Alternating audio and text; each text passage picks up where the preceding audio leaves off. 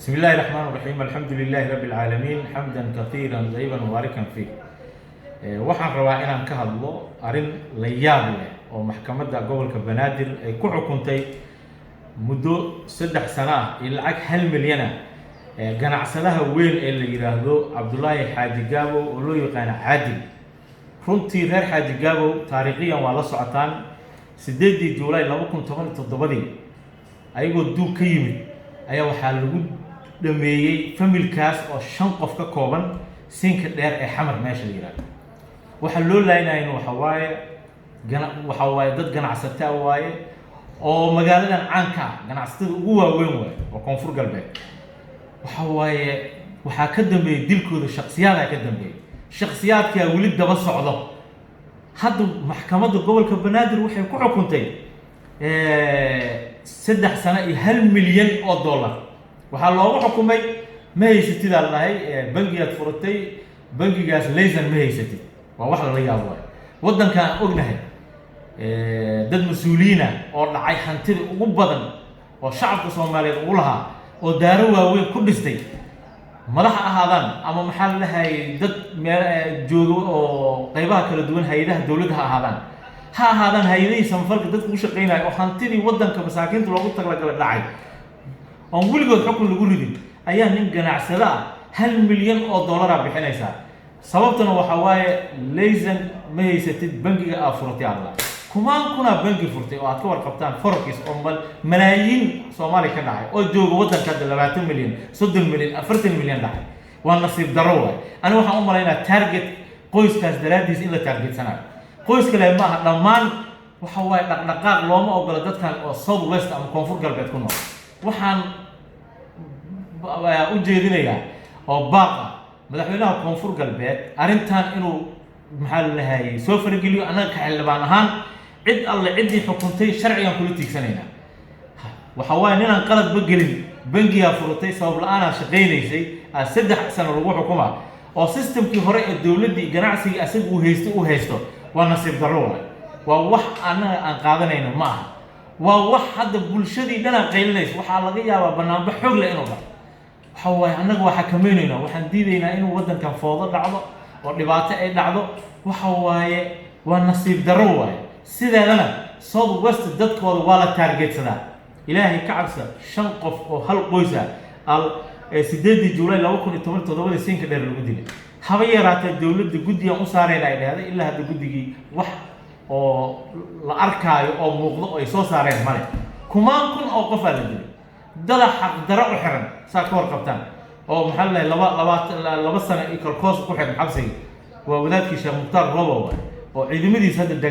la dagaalamaya al-shabaab waa nasiib darro waxa waaye waxaan maanaga Soomaali ahayn maanaga citizen ahayn second citizen ma naqaano waxa waaye dawladda dhexe qalad weyn ay naga galaysaa xalay gurigay waxa igu yimid 4 qof oo dhalinyaro ah oo mid ka socday oo maxaa la Nigeria safaaradeeda ku qornaa laga soo maxaa la laga buriyay oo qof kale magaciisa lagu bedelay mid maxaa la Suudaan mid Zambia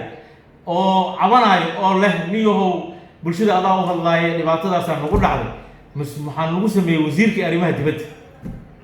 ogtihiin maxaa la lahaayay wixii xil ay hayeen dadka ka soo jeeda maxaa la lahaayay koonfur galbeed oo safaaradaha dibadda ka shaqeynaya shaqaalaha kulli waa la soo buriyay wax yar ma safiirada la dhaafay harkaysa qabiil kaligiisa oo 70 qof oo shaqaalo ku haysta dibadda qabiilna uu sahaba yaraatay kusti ku haysay hatta mid kamid ah oo hadda lagu qoray Suudaan tag la dhahay hatta lacagta laga boostay lacagtiisa qof kale lagu bedelayaa waa xukuumadda hadda dhacday oo qusmiyaashada oo wasiirada sameeyay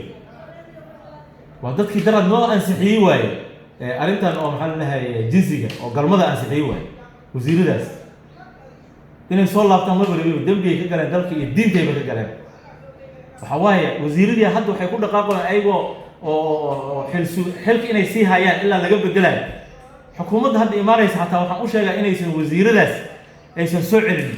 waxay u badnaayeen dad diaspora ay u badnaayeen waxay ahaayeen dadkii ansixiyay maxaa la lahaayay xeerkii sharcigii oo hindi sharciyaadkii ka sheekeynaya maxaa la lahaayay galmada waa kana waa haynaa dadkii ansixiyay dadkaas hadda maxaa la lahay dhibaatadaas noqota walaalayaalow annaga dad walaalihiinaana oo Soomaali ah noo sheeg haddaan Soomaali ahayn war ka waran kumaan malaayiin dollar la dhacay arkaysa daariga lagu dhistay oo 13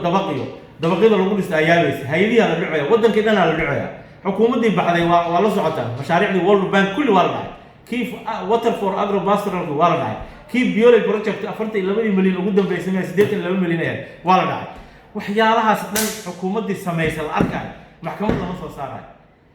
waxa maxkamad la soo saaray nin maxaa la lahaayay bangiga aad furtay uma haysatid maxaa la lahaayay lesson oo asagana leeyahay anigu waagi hore waa soo shaqaysanay systemkii dawladii hore uu leeyahay ayaa waxa la xukumay 3 sano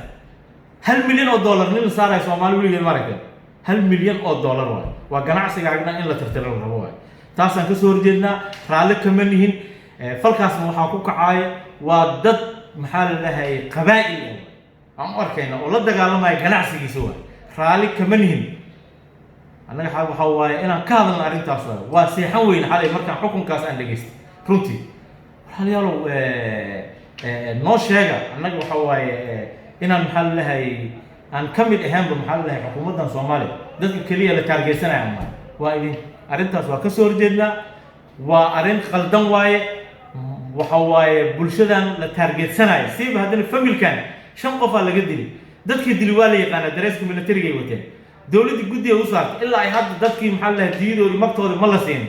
haddana ninka kaliya ee ka hari oo qoyskooda Cabdullaahi Xaaji Gabow caadil ah haddana la xir waxa la dhahay bangiga furtay lesson ma haysto waxa waa 10 waxa la dhahay 3 sano oo xarig ah ay $1 milyan waa wax wiligeey ama maqlan waa waxa soo kalena uma adkaysanayno ciddii arrintaas ka dambeysana waxa waaye waxaan u sameysanaynaa qareena u sameysanaynaa abukaatiyaal u sameysanaynaa waxa waaye falkaas qofkii ka dambeeyay meesha ka soo uqmatay in ninkaas la xukumo targetkeedu waa haynaa processkeedana waa wadnaa maxkamadan soo saaraynaa